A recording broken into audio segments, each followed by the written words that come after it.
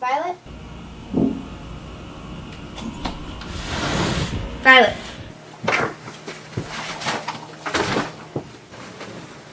Violet.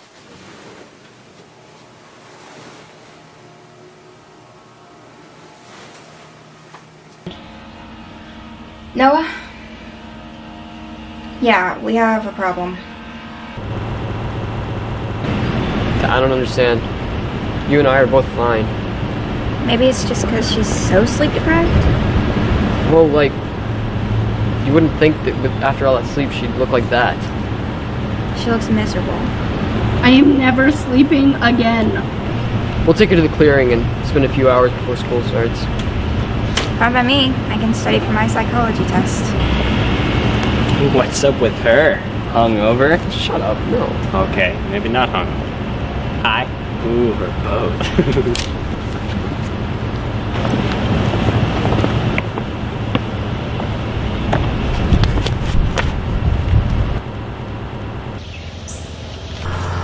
What have you done? Oh my god. What? She opened the vial. The three of us have opened a lot of vials. Wait, do you two know each other? The clear vial, Noah, the clear vial. She opened it, didn't she? Yeah, the first time we saw the box, she did open it.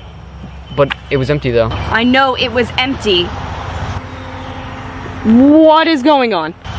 Did you open the vial? Which vial? Three of you are so clueless. The clear vial, the one with nothing in it. Did you open it at any time? I told you, she did open it. Who are you? Noah, who is this random girl in our clearing? It's Carmen. And I'm just supposed to know who she is? Three of you have done it. You've thrown yourselves into deep shit now. Why? What's wrong with the vial? Who are you? Listen, I came here once, and you didn't tell me anything. And now you're pissed about some tiny vial? For no reason, and will you finally just tell us something? We need something. Sit down. There were 8 rings, meaning 8 people originally had them. And you were one of those? If I'm gonna tell you anything, you'll shut up and listen. It was me and 7 of my closest friends. Classic storyline. We hung out in the clearing every day after school. It was our escape from everything. School, parents, siblings, everything. And anything that happened in the clearing stayed in the clearing. There was Emily, sweet and quiet. The ring enabling her to read the book was the best thing that had ever happened to her. For once, her dyslexia hadn't kept her from doing something. Christopher was our ringleader, always serious but prepared. He memorized his section of the book in a week, then left it to Emily. It would have crashed and burned a while earlier if it hadn't been for him. Blake and Eve were your classic high school sweethearts. Disgusting to be around, but they had good intentions. The rings were complete opposites of each other, life and death, but they persevered. I've never seen a stronger relationship. Kimberly was never keen on the whole ring idea. She didn't want hers, but there was no getting rid of it. She was our outcast, refused to practice, refused to believe any of it was real. I, on the other hand, was thrilled for the change. The others teased me, thinking the power I was gifted with was lame, but I disagreed and laughed whenever they had to get up to turn off a light. Although power does strange things to people, it really does. James and Brianna were fine at first, but it didn't take long for the power to go to their heads. Brianna had him wrapped around her finger within minutes. He was infatuated with her, and she thrived in it. They started off with harmless pranks, mostly on us, and yeah, it was annoying, but they weren't out causing too much trouble. Eventually, they got bored of us and moved on to bigger shenanigans. None of us knew about them, only thought that they had just decided to stop their child's play. There was an accident one night at the stop sign with a mother and her child. Brianna convinced James to flip the car, killing both of them. Christopher told them that they were unfit to use their gifts, and cursed them to the clearing until they could learn how to use their powers respectfully. He stormed out after that, and the others followed, including myself. Brianna was pleading with us to get him to change his mind, but none of us looked at them. We were too ashamed to know them. Half of me almost wishes we had let them out. We only had them in there for a day. After school, the rest of us were headed down there for our meeting. Emily was ahead of us, as usual. She was always the most excited to practice every day. I lost sight of her as we went. It had to have happened in a minute because I wasn't that far behind her. When I reached the entrance, I heard her mumbling, "I have to tell them, I have to tell them," was all she kept saying, and James just kept threatening her. I watched from behind a tree as the whole thing took place. One moment she was standing, scared out of her wits with the other two in front of her. and the next, Brianna pushed her against the tree and she fell. I had never seen a dead body before. Even in death, she just looked so gentle. I yelled for the rest of them, trying everything I could to revive her. By the time everyone else got there, everything was moving so fast. Blake ran to try and revive Emily while Christopher and James faced off, and Brianna just kept yelling, "You don't deserve them," over and over and over again. Once I realized there was nothing I could do, I tried to make a break for it. Of course, James, being the powerful bastard he was, got into Christopher's mind and made him cast the curse on me to keep me in the clearing, and had him undo it on he and Brianna. Of course, Eve jumped in to try to save the day, focusing on laying a hand on Brianna. It took no power at all for James to get Kimberly into action. She had no fight in her. I'll never forget the glossy look in her eye as she threw Eve into the ground. Blake was on Eve in a moment. Nothing was more important to him than her, even when the rest of us were still subject to death at any moment. That's when things got a little hazy. I don't remember blacking out, but I remember that when I could see again, Christopher had one of Emily's empty vials in his hand. He came over and put it in my hand, told me to never let anyone touch it no matter what, and I promised I wouldn't.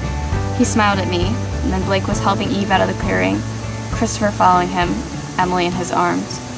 I haven't seen any of them since. What happened to them? How would I know if I haven't seen them? But now, thanks to you, they're no longer contained in their vial, so thanks a lot. Now we have 2 hellhounds walking the earth. How was I supposed to know what was gonna happen? Haven't you been taught not to touch things that don't belong to you? I was also taught not to believe in crazy fairy tales, and look where that got us. Both of you just shut up. All I'm saying is that you started a huge mess. I don't know, maybe you could help us instead of, yelling at me for being curious? I'm stuck here. You're on your own. I've told you everything. Not everything. I still need to know where you hid your ring. I told you I don't remember. Fine then. And tell me, how did Christopher get your ring off? He didn't tell me. All I know is he did some research, and 2 months later he said he had found a way. And tell me, how exactly did his ring end up back in the box? What an idiot. Of course he would die by helping someone else. Now tell me, how exactly did he die? What I understand, he didn't ground himself. Of course he would make a stupid mistake like that. The old leader gone, and you know what that means, Kim. A new one has to emerge. I don't care. I told you I want nothing to do with these rings. Not all in good time, Kim. But you still need to tell me where you hid your ring. I don't know. Kim. I wish it didn't have to come down to this. Well, that's a lie. But now I'm afraid James is gonna have to get a little more intrusive. No! Yes. It wouldn't come down to this if you would just cooperate. Ugh, cheap red wine. Neither of you have any taste. Anyways, after all those years of friendship, this is what it comes down to. You're a monster. So I've been told. Now, when you're done with her, get Violet. I don't want to waste any more time.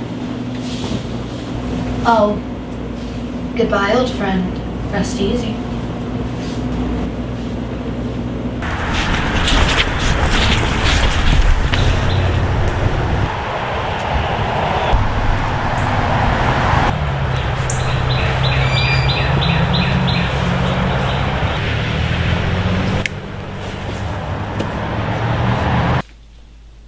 Hey, do you have a pencil I can borrow? Are those the answers to the chem test? No. Hey, what's up? Hannah, oh my god, I don't know what to do. No, slow down, Colton. What's going on? Walking back to get Violet to bring her back, and Hannah, I just found her lying in the woods. I'm so happy I found her. You just found her in the woods? Yeah, I was taking a shortcut through the woods, and she was just lying there on the ground. Where are you? So you just found her here? I didn't know who else to call. 911 might have been better. Noah. Yeah? Come here. Please tell me this isn't what I think it is. Oh my god. What are we gonna do with her? I feel like we've been asking the same question for days. I'm worried about her, though. So am I. You don't get it. I don't? That's not what I meant. Moving here was hard enough for me. You two are the only friends I have, and I can't just lose one of you. It could be easy for me to lose one of you. God, I mean, it's hard enough. You're my only two friends, honestly. What about Chase and Ashton? The way they insult you two in front of me, I don't like it. What's their problem, anyway? They're jealous of you two because I spend way more time with you two than I do with them. Well, that's petty. Yeah, it is. Well, we have a bipolar Violet, so they're dirt on our list of problems. Gosh, we're so messed up. Can't argue with that. We're like the Three Musketeers, just trying to make it through high school. Well, like the Three Stooges. Weren't you weird to be the Three Musketeers? Good point.